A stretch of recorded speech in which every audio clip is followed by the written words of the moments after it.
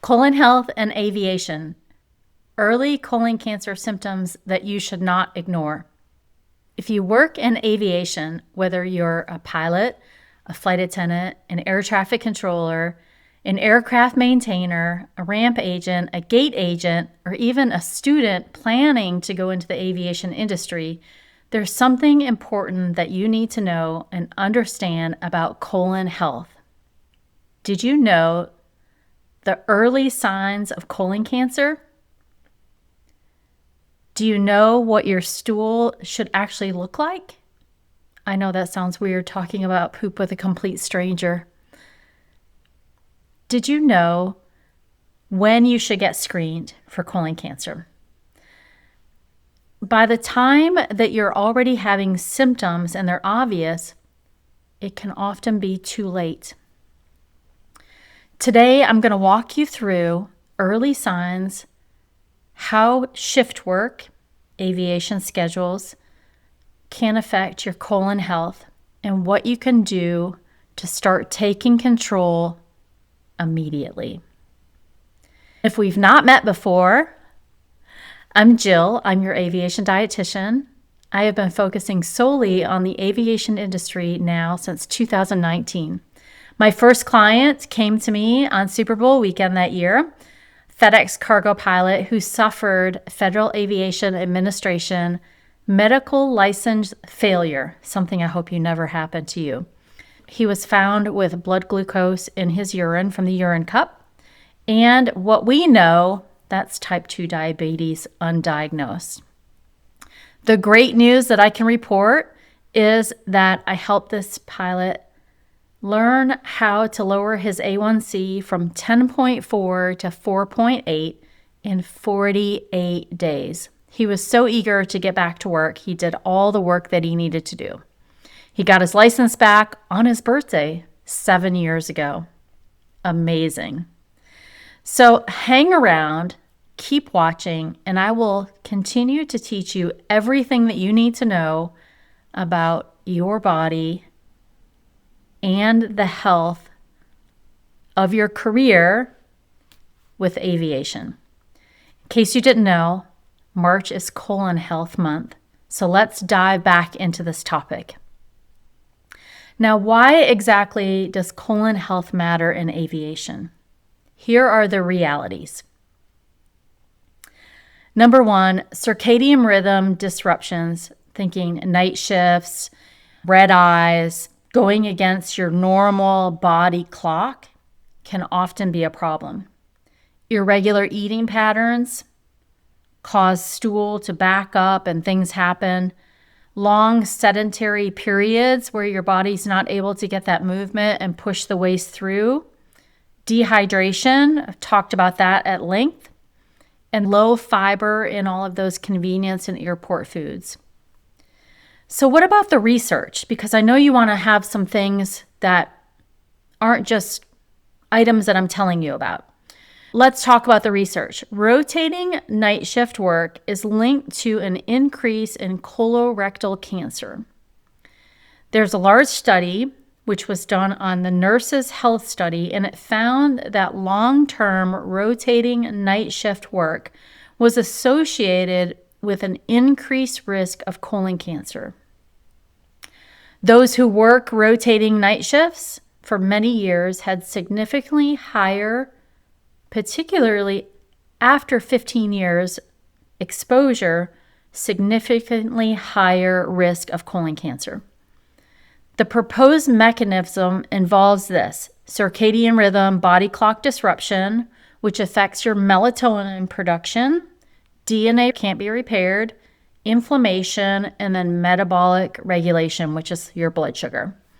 This study suggested that chronic disruption of the body's internal clock may play a role in colorectal cancer development. Long-term circadian rhythm disruption, like rotating shifts, red eyes, irregular sleep patterns, isn't just about fatigue. It may influence a long-term colon cancer risk. The next study involves sedentary behavior. Sedentary behavior is associated with increased colorectal cancer also. Now, this study was a very large study, a meta-analysis, so many studies put together to look at patterns. And what it found was prolonged sedentary behavior is associated with an increased risk of colorectal cancer, independent of exercise levels. In other words, even if someone works out regularly, that long, uninterrupted sitting can still cause an increased risk. Now, in my practice, where I see this a lot of times is in the cargo pilots because of how long they're flying and how long they're sitting. Sedentary time can contribute to cancer through the mechanisms like impaired insulin, increased inflammation, and then slower bowel transit time. If you've ever had traveler's diarrhea or constipation, you understand what I'm talking about. The findings suggest that reducing the total sitting time, not just adding workouts, is the most important thing for long-term colon health. If you're a cargo pilot and you're able to walk up and down, then that's what you want to do.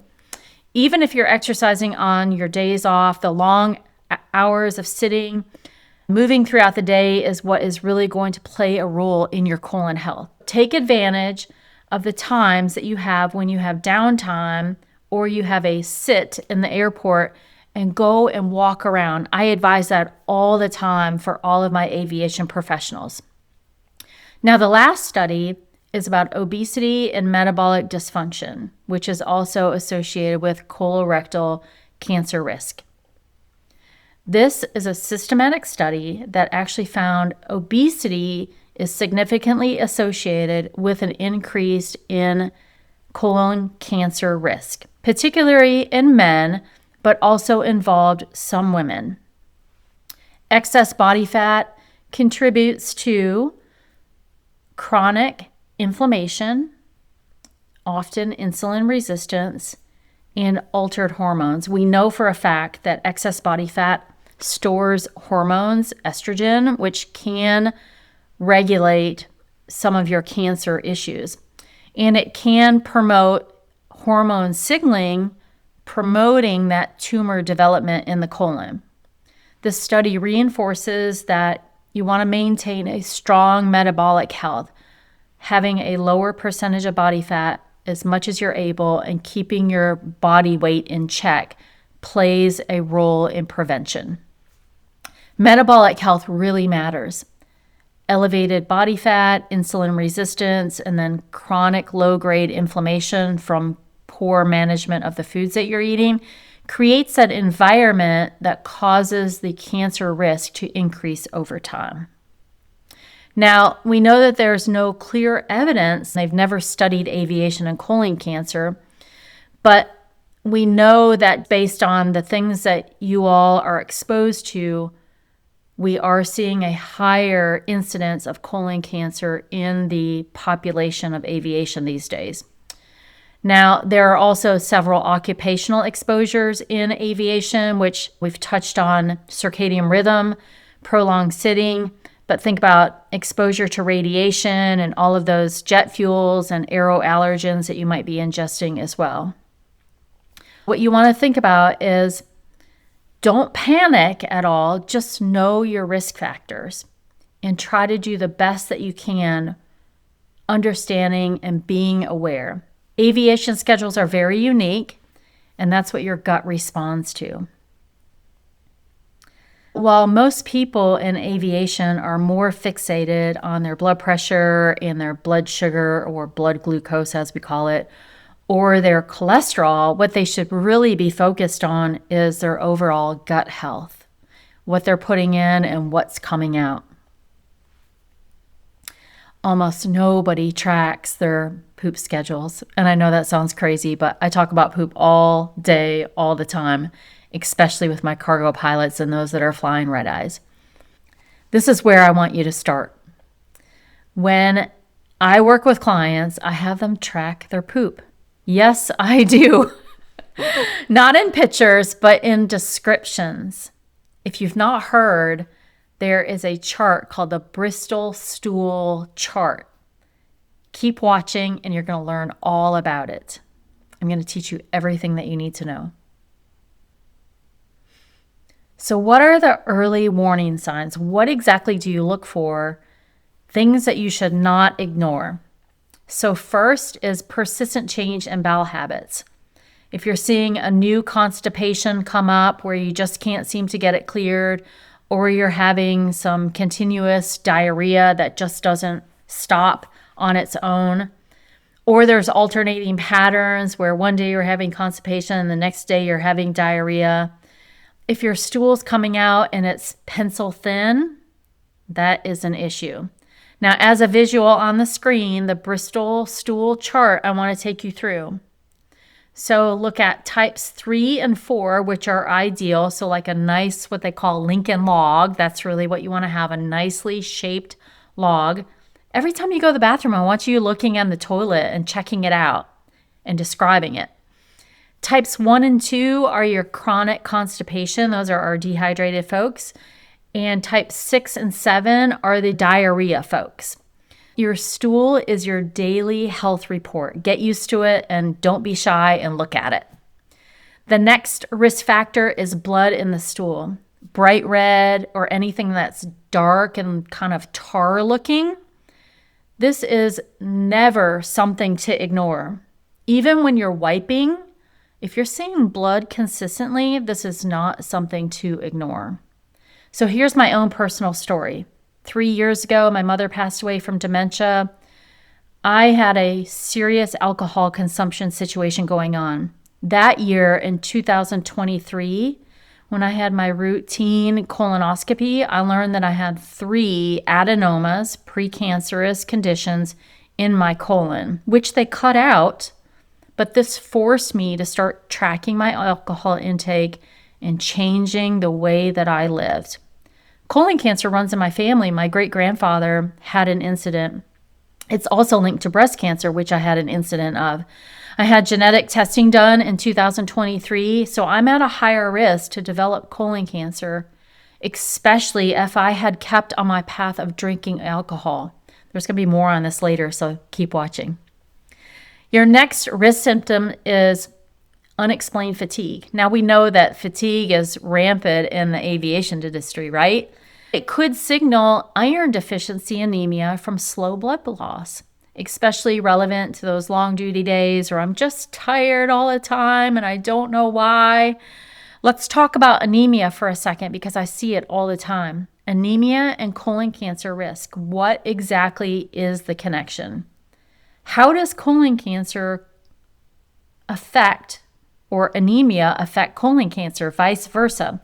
Colon cancer, especially on the right side, the ascending colon where it's getting ready to come out, can show slow bleeding over time, can cause microscopic blood loss in the stool that you never even see, not even during wiping. You might just be losing a little bit of blood all the time. That is depleting your iron storage, which leads to iron-deficiency anemia. It's not sudden bleeding, but it's chronic, slow blood loss, which is why often people just miss it. Now, I review labs all the time, and especially in aviation professionals, I talk about fatigue due to the long duty days and the red eye flying and the shift work. But what I also do is I look at labs. And though, disclaimer, I'm a dietitian, not a doctor, I notice a lot of times that there is some iron deficient anemia going on. When anemia develops, what are the symptoms that you need to look for? You need to always look for fatigue, but we know that you're going to be fatigued anyway just because of your schedule.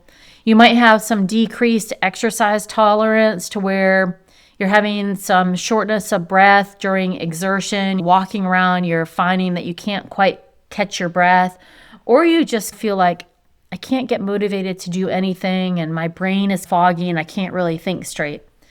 We often attribute to schedules, not to a medical issue.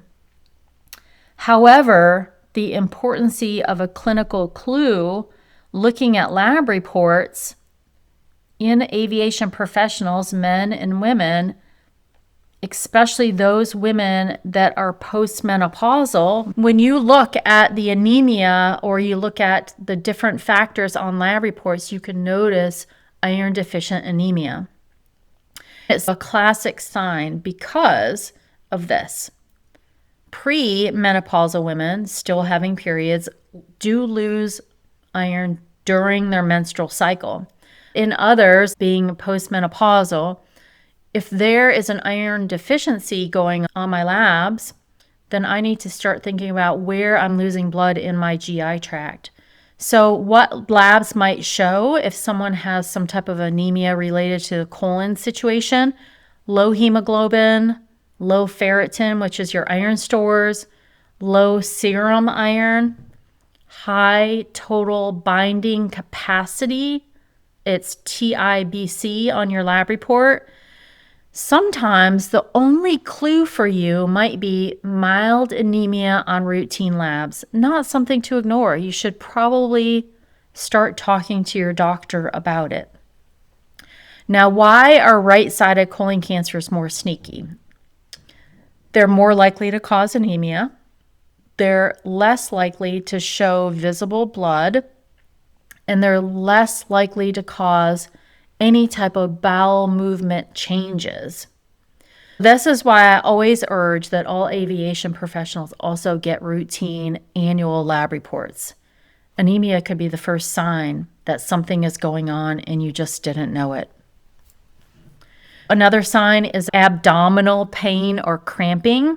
If it's persistent and unexplained discomfort constantly, unintentional weight loss, you can't keep any weight on, that could also be a sign or symptom.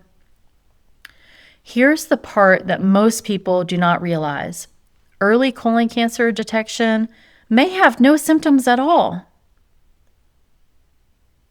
That's why screening guidelines exist. Who exactly should get screened? Normally, it's age 45 and up, but let's go through some defined terms first. USPSTF stands for U.S. Preventative Services Task Force. It's the independent panel that sets the national screening recommendations. I will tell you on my own situation, even though they recommend age 45 and up, if you have an issue going on, take your health into your own hands and ask for additional screening. You can get routine cancer screening starting at age 45 for average risk adults. However, in my case, with my aunt that passed away from breast cancer and my grandfather that had colon cancer, I pressed the option and was able to get screened earlier. Colonoscopy is recommended every 10 years if it's normal. If it's not, like in my case, you go every 5 years. There's also something called the FIT test, which is a fecal immunochemical test, which tests for hidden blood in your poop. There is a stool DNA test that you can get every 1 to 3 years. All you need to do is solicit a doctor and they will help you with this. You can also get early screening like me with family history or any type of personal history with any type of bowel disorder, whether that's constant, chronic constipation or excessive diarrhea. If you've had any type of prior polyps, that might be a case. If you have additional metabolic risk factors like high blood glucose issues.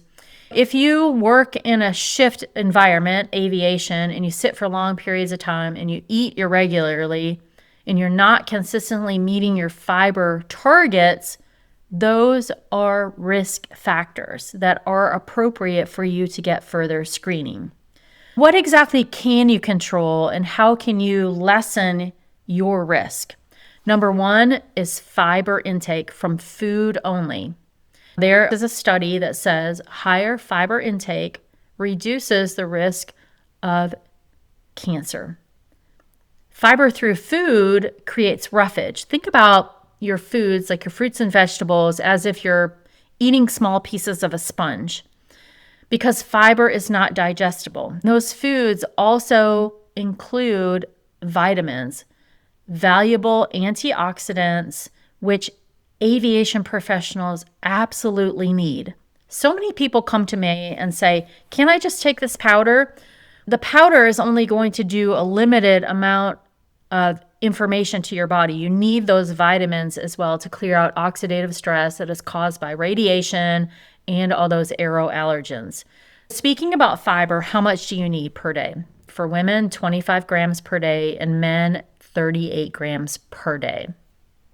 There is a barrier in aviation because airport food tends to be low in fiber.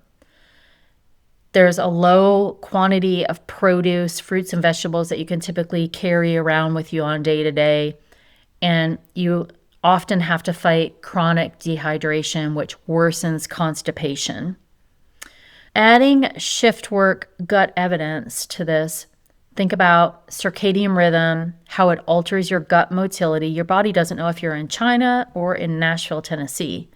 There's also the microbiome diversity. You might not have as many gut bugs because you might be on the apple, banana, carrot diet. And you're going to have some inflammation signaling because you're not able to get all of those specific foods to help clear out that inflammation on a day-to-day basis. Shift work doesn't just affect your sleep, it affects how your gut works. Your gut doesn't know where you're at. If you're getting that chronic traveler's diarrhea or constipation, need to increase your fiber intake. I have created a fiber chart for you in the checklist that I've created that's going to be down in the show notes. It's a full chart showing exactly how you can reach 25 to 38 grams of fiber per day using real foods, not supplements. Quick examples that I can show you. 1 cup of lentils is about 15 grams of fiber. If you're doing a salad at the airport and they have any type of beans, you could add those beans to your salad. A cup of berries are some of my favorite things to recommend to aviators, really easy to carry. Avocado, you can get it in a cup form or carry a whole avocado. Oatmeal has about 4 grams of fiber to it. You can get those little packages of oatmeal. Chia seeds, they're really easy. 2 tablespoons of chia seed mixed into yogurt or cereal or thrown on top of a salad help with about 10 grams of fiber. As I mentioned earlier, the reason that I do not recommend supplements like psyllium powders is because you end up relying on those and they don't improve the antioxidants, the fruits and vegetables that you're taking in, which can end up leading to increased risk of cancer if you're not getting the appropriate level of vitamins. The next risk factor is alcohol and inflammation. We know that research says even moderate alcohol increases colorectal cancer risks. Alcohol increases the permeability in your intestine, which causes inflammatory signaling in the gut. Combine that with the disrupted sleep and the irregular meals and the inflammation, and you've got the colon perfect storm right there. Drinking alcohol on an empty stomach. Now, this is exactly what I used to do, and it is so bad, but I have to share that it increases your risk of colon cancer so quickly. It creates faster absorption and higher blood alcohol levels. When the alcohol is consumed on an empty stomach, it enters the small intestine quickly and is taken up by the little villi in your intestine, raising that blood alcohol level higher and higher. So there's less dilution because there's no food in the stomach. That means the gut lining is 100% exposed to high-level alcohol concentration, and it is toxic to the body. Alcohol is considered a class 1 carcinogen. I'm not saying stop drinking, but I'm saying if you're drinking alcohol, be very watchful of your colon health. Chronic inflammation is the one pathway that is linked to colon cancer development. Overall, alcohol and colon cancer risk. The analysis of research says that even moderate alcohol intake causes colon cancer risk. Think about it this way. For women, they say 1 drink per day, and men, they say 2 drinks per day. So if you drink more than that, then your risk is going to increase. And if you were like me, drinking on an empty stomach, you should be extremely worried about your colon more than your liver. Everyone talks about drinking alcohol and, oh, my liver. Well, you should be thinking about your colon instead. The next risk factor is insulin sensitivity. We know that with insulin sensitivity, it is also linked to colon cancer risk. And that is tied to night eating patterns. If you're having high blood sugar, you tend to eat more at night because you're hungrier. Shift worker disruption causes more grazing at night. It also can cause fatty liver, taking in too many calories. Calories get stored as fat in the liver, which causes your A1C, which is your 3-month average of your blood sugar, to rise. Chronically elevated insulin is a growth signal, and we don't want any extra growth signals going on, especially in your colon area. Now, getting screened for colon cancer is not what is going to cause you a future problem. If they find something, it's easy. Polyps are found, early detection all the time, and they're removed. Colon cancer, though, is one of the most preventable cancers. Please make sure you're looking at your poop on a daily basis, remembering the Bristol stool chart, practicing prevention. If you work in aviation, colon health is not something to ignore. Your schedule's completely different. Your stress is different. Your body adapts differently. It doesn't often know where you're at. I have created Aviator's colon health checklist, and it is going to include everything that you need to know. The Bristol stool chart for reference, so you can look at your poop. 5 symptoms to watch for. A screening timeline, so you'll know when to be screened and why to be screened. And a food-only chart showing you exactly how to get those grams of fiber so you can have a healthy gut. All of these are going to be travel-friendly, high-fiber foods for someone like you, shift worker. Hydration is also a protocol. If you've not watched my hydration video, go back to my other videos and make sure you watch that. There is a deep dive on hydration. Hydration cannot be messed with either. You don't want to wait until you're constantly calling out sick or having some type of gut issue. Take care of your colon health. Thank you so much for watching, and I will see you again soon to talk more about your colon health.